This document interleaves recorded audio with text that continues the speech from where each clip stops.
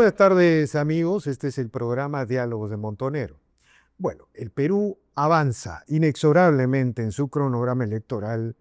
Faltan 4 semanas para las elecciones nacionales.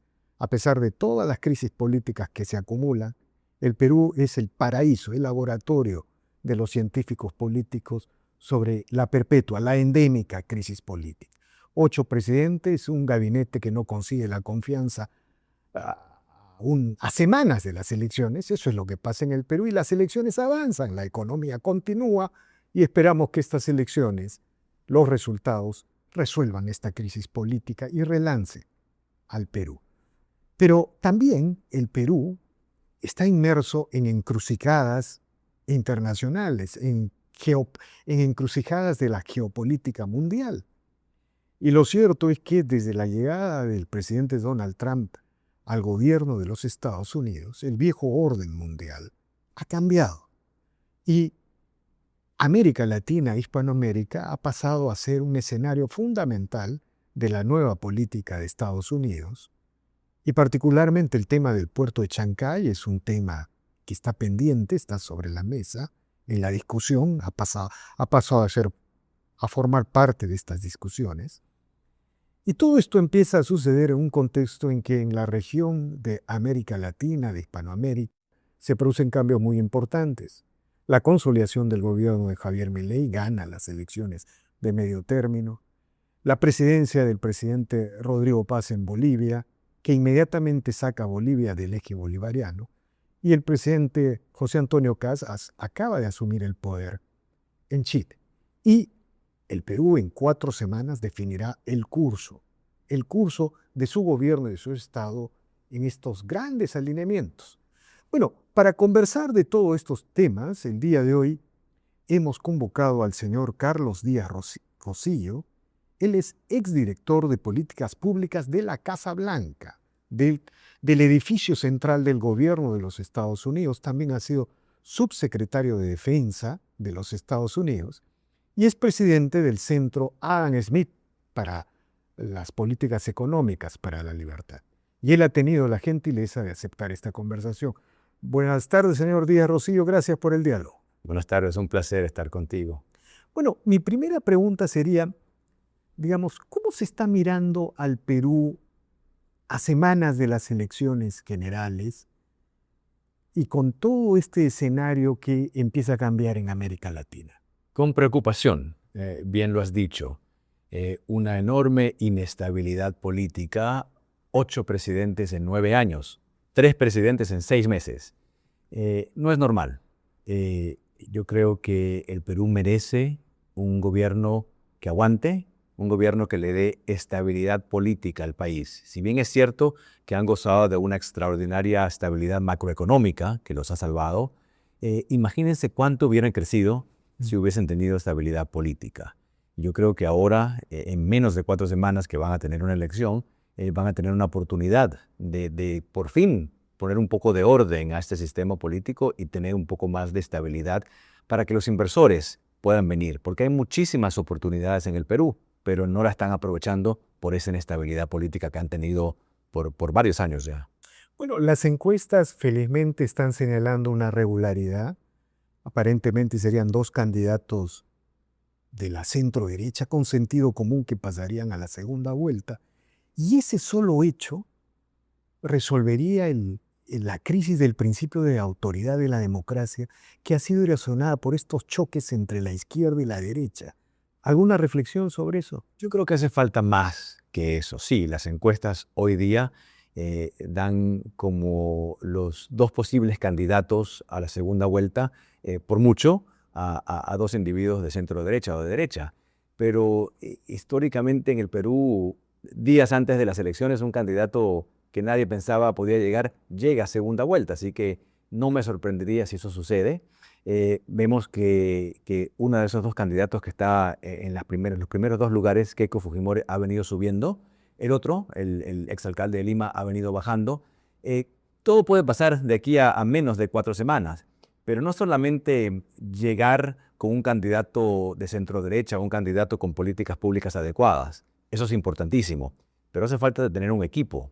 Para poder gobernar el Perú no hace falta solamente un buen presidente o una buena presidenta. Tienes que tener un buen equipo de gobierno, un buen equipo en el Poder Ejecutivo y tienes que tener una buena relación con el Congreso, porque ustedes tienen un sistema que no es ni parlamentarismo ni presidencialismo, es una mezcla. Y el Congreso tiene mucha influencia en lo que pasa en el Ejecutivo, por eso tantas vacancias. Entonces, sería prudente que elijan a alguien que pueda crear consensos, que pueda trabajar con el Congreso, sobre todo ahora que van a tener un Congreso bicameral por primera vez en muchos años.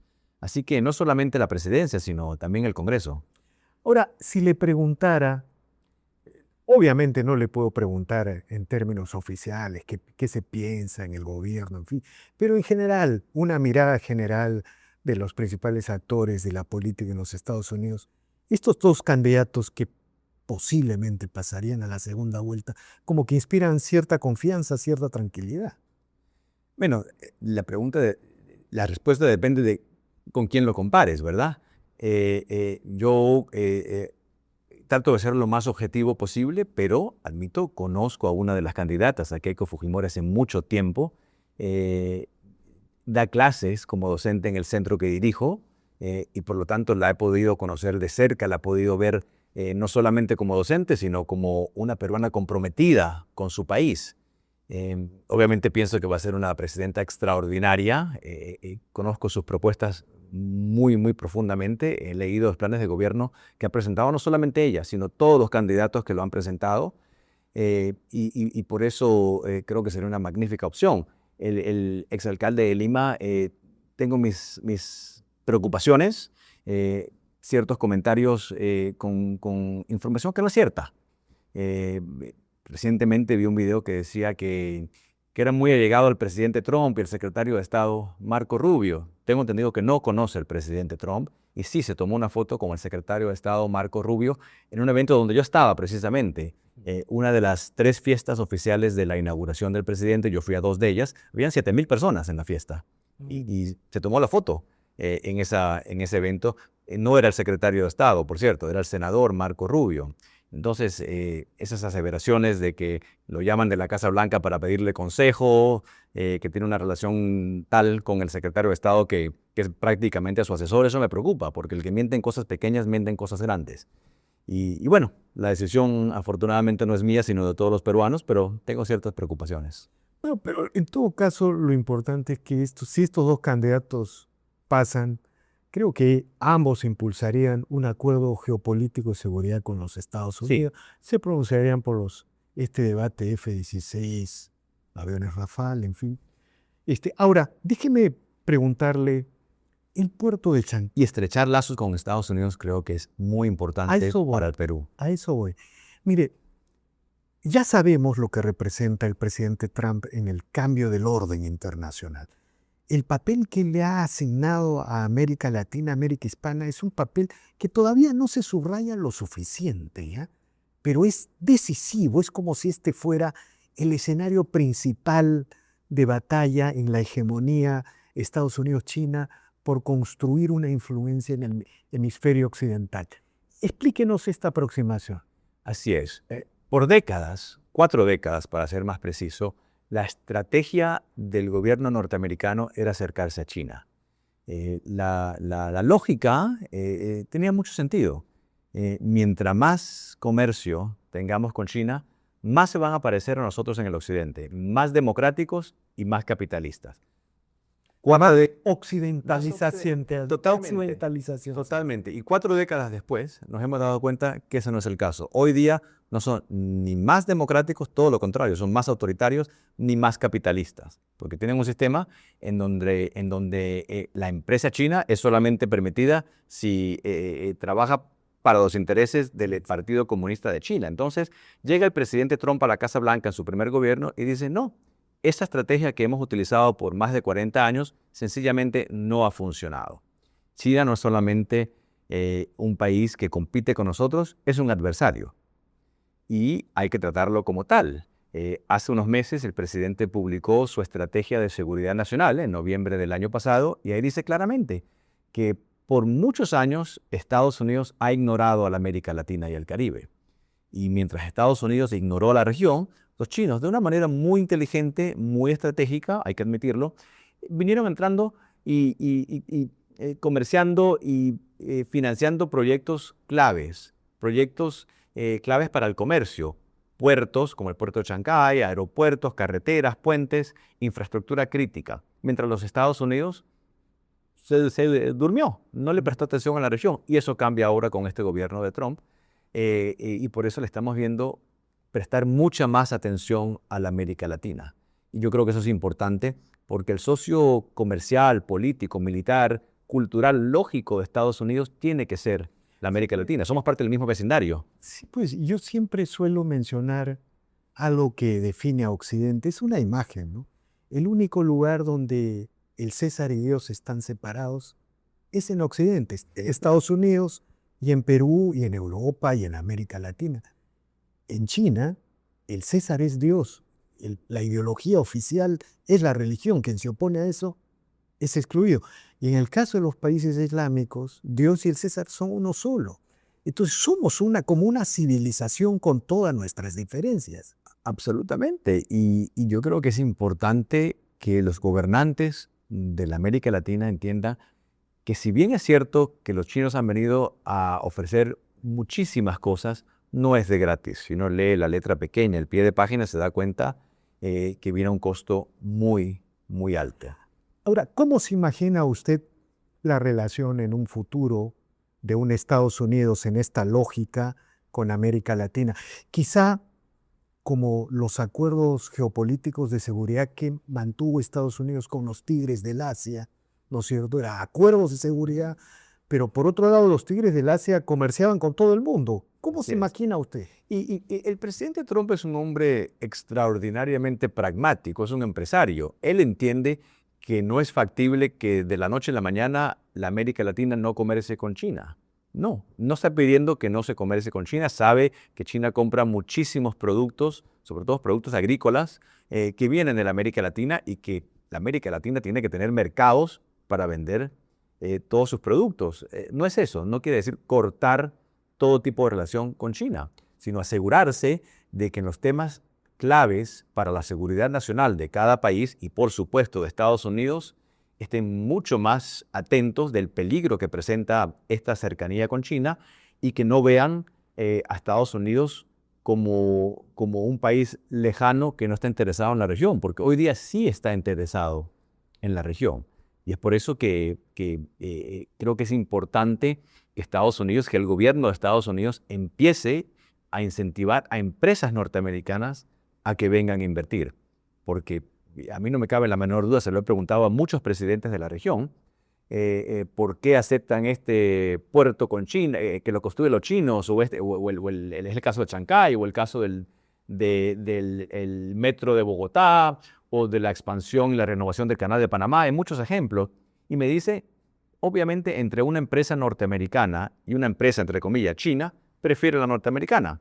Pero si la empresa norteamericana no entra en la licitación y no demuestra interés, y la opción se convierte entre puerto o no puerto, obviamente prefiero el puerto. Entonces el gobierno americano va a tener que empezar a dar incentivos para que las empresas vengan a la América Latina, vengan al Perú y aprovechen esa oportunidad que existe.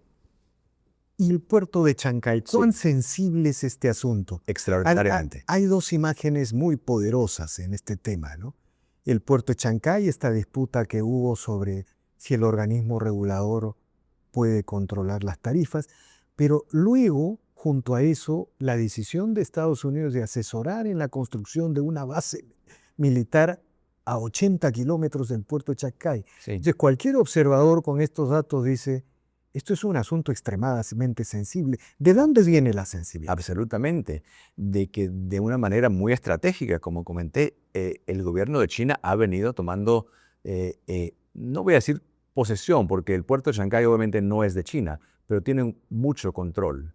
Y si bien queda claro que es de Perú el puerto, el acceso que tienen los chinos, cuando quieran cortar ese acceso, no solamente en Chancay, sino en otros puntos claves alrededor del mundo, no solamente en la América Latina, porque lo están haciendo igualito en África, no solo en África, en partes de Asia también. Por eso es un tema tan sensible, porque pone en peligro la seguridad nacional del Perú y por lo tanto de la región y por lo tanto de los Estados Unidos. O sea, lo que usted nos está diciendo es que existe la hipótesis de que un puerto de este tipo podría tener un uso dual, un uso civil, comercial y un uso militar, como antes pasaba. Absolutamente. El puerto de Hong Kong durante el Imperio Inglés funcionaba de esa Así es, manera. no, absolutamente. Este puerto no es solamente una entrada al Perú o a la América Latina para comerciar, es también un punto clave para en su momento, de ser necesario, puedan tener control de ese punto clave. Y si lo vemos solamente como Chancay, se puede decir, bueno, quizás es uno nada más, pero no es uno, son muchos alrededor del mundo. Porque el tema no es un monopolio portuario, ¿no? No. El Perú tiene un montón de puertos. El puerto del Callao Claro, mueve 2, 3 veces más. Hay es el otros puertos. acceso que le da China De ahí viene el problema. que presenta un peligro directamente para la seguridad nacional hemisférica.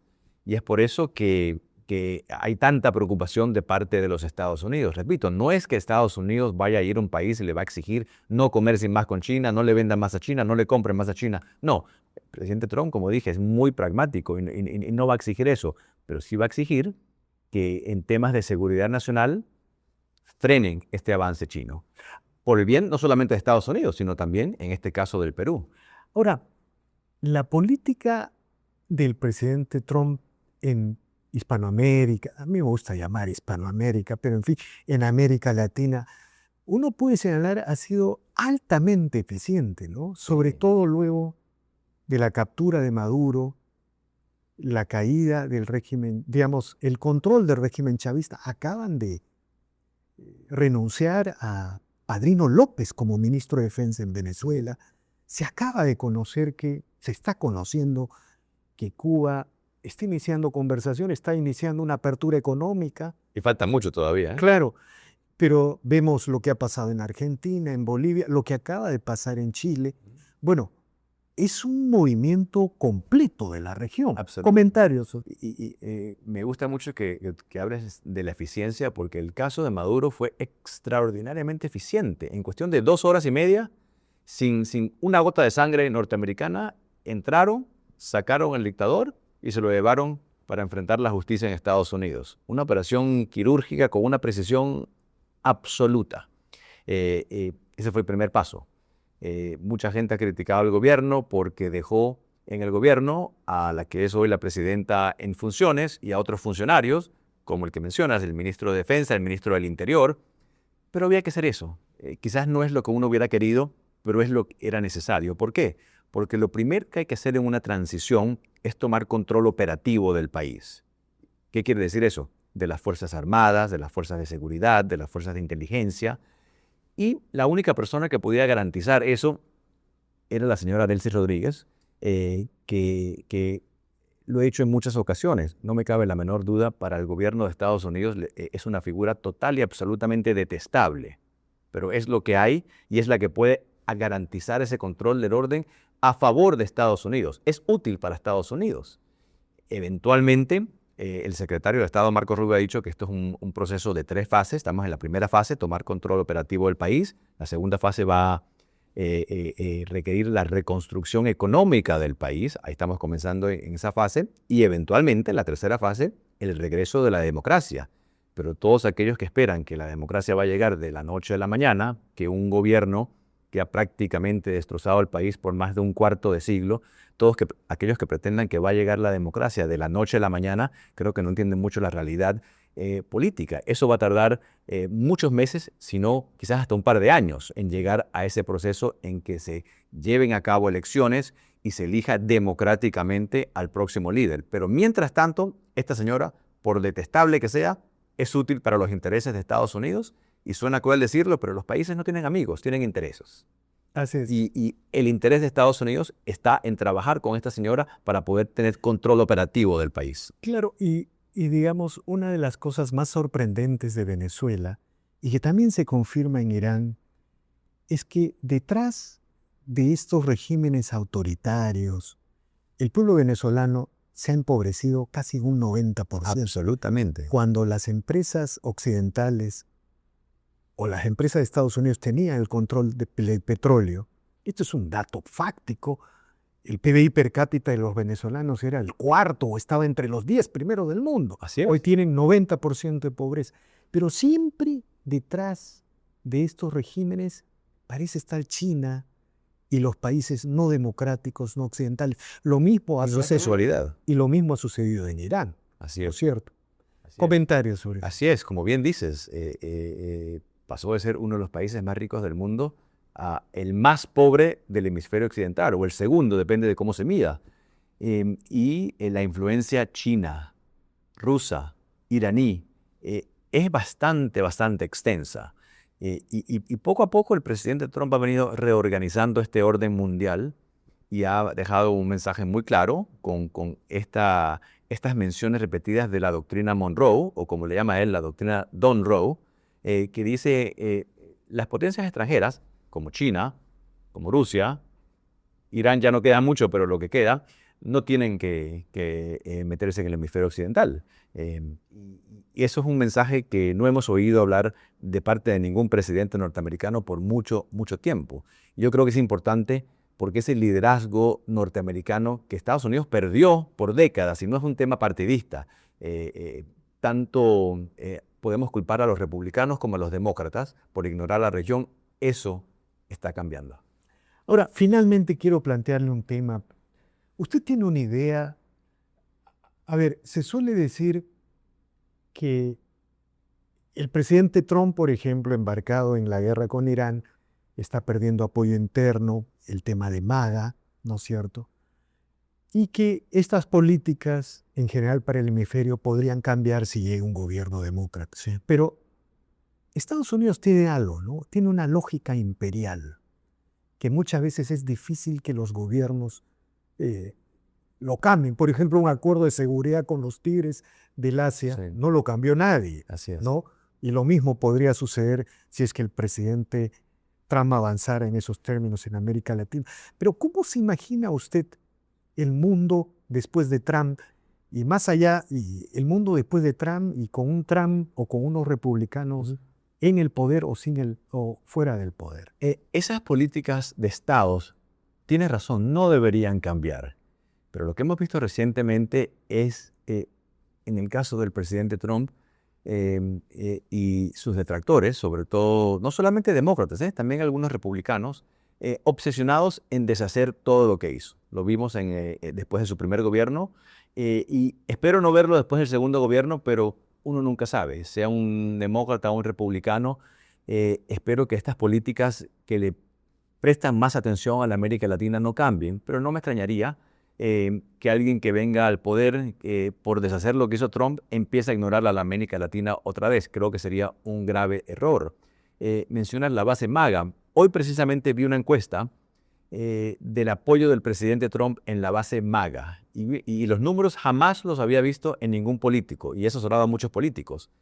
El apoyo del presidente Trump hoy en la base MAGA, según esta encuesta que presentaron en CNN, es 100%.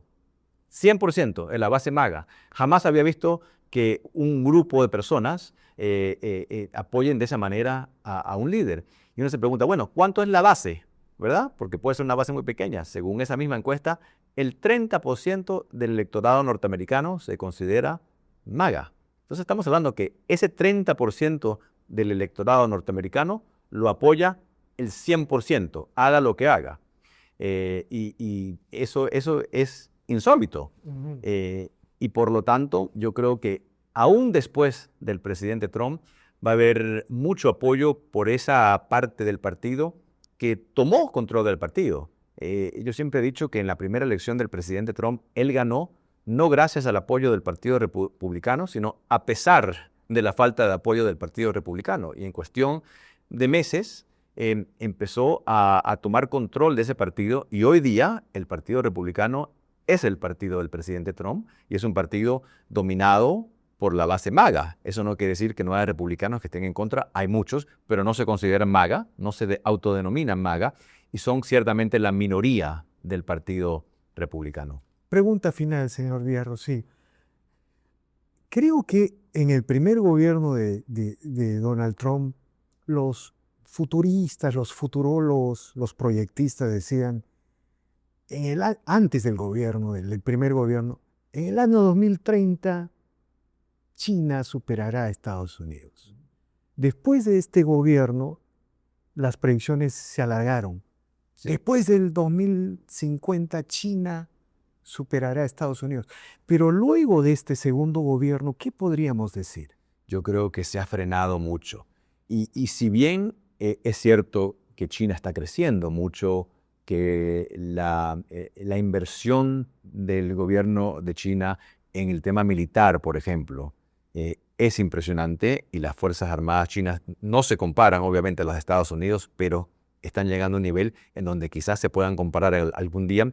Hay algo en que nunca se van a poder igualar. Estados Unidos, o China más bien, jamás va a poder compartir con Estados Unidos en la promoción de estos valores occidentales como la democracia, como el libre mercado, como el respeto a los derechos humanos. Estados Unidos, hay millones de personas que quieren entrar de manera ilegal para cumplir con el sueño americano. Ninguno de ellos quiere entrar de manera ilegal a China. Nadie se quiere ir a China por amor al sistema chino, porque consideran que es un sistema que le da crecimiento, que le da la oportunidad de realizarse como seres humanos. Estados Unidos todavía sigue siendo ese faro de luz que ilumina no solamente al pueblo norteamericano, sino a todos aquellos alrededor del mundo que quieren la libertad. Bueno, yo siempre he sostenido que el único imperio que no tuvo colonias y que nos salvó de los totalitarismos más tremendos en el siglo XX es el imperio de Estados Unidos. Así es. Y mucha gente se confunde porque cuando el presidente Trump dice que Estados Unidos tiene intereses, habla, por ejemplo, del tema del petróleo, pero obviamente tiene intereses. todos tienen... Y uno puede promover la democracia, el libre mercado, los derechos humanos, todos estos valores occidentales y también tener derecho a avanzar sus intereses económicos. Y yo en algún debate con la izquierda le dije, bueno, todo el mundo tiene intereses, pero cuando Estados Unidos controlaba el petróleo venezolano, los venezolanos tenían el cuarto ingreso per cápita del mundo. Así es. Esa es la diferencia. Así es. Cuando esta satrapía bolivariana y los ejes no occidentales controlaron el petróleo, bueno, 90% de pobreza. Y algo parecido pasa en Irak. Así es, se llaman progresistas, pero son pobrecistas, ¿no? Empobrecen a la población. El caso de Venezuela es extraordinariamente claro y uno puede hacer cosas buenas, uno puede promover el bien común y también tener intereses para beneficiarse. Uno no tiene que ser exclusivo del otro. Y creo que es lo que estamos viendo en esta administración, que es muy pragmática y que el presidente dice lo que hace y hace lo que dice. Otros líderes no tocan el tema del petróleo, no dicen que tienen intereses, que lo están haciendo por amor al arte. No, no se hace por amor al arte. Se hace porque hay intereses y esos intereses son compartidos. Y estas acciones, no solamente en el caso de Venezuela, las que vienen ahora en Cuba y la mayor atención a toda la región, creo que va a beneficiar muchísimo, no solo a Estados Unidos, como dije, sino también a la región, porque hace falta ya que Estados Unidos empiece a tomar más interés en su propio vecindario. Bueno, muy agradecido, señor Carlos Díaz Rosín, infinitamente agradecido por estas interesantes reflexiones. Bueno, seguiremos conversando más adelante, hay que seguirlo así. Con mucho gusto. Le agradezco nuevamente por esta declaración. Gracias. Bien amigos, esta ha sido una nueva edición de Diálogos del Montonero. No olvide de suscribirse al canal, dejar su comentario. Así este proyecto avanza y se consolida. Muchas gracias.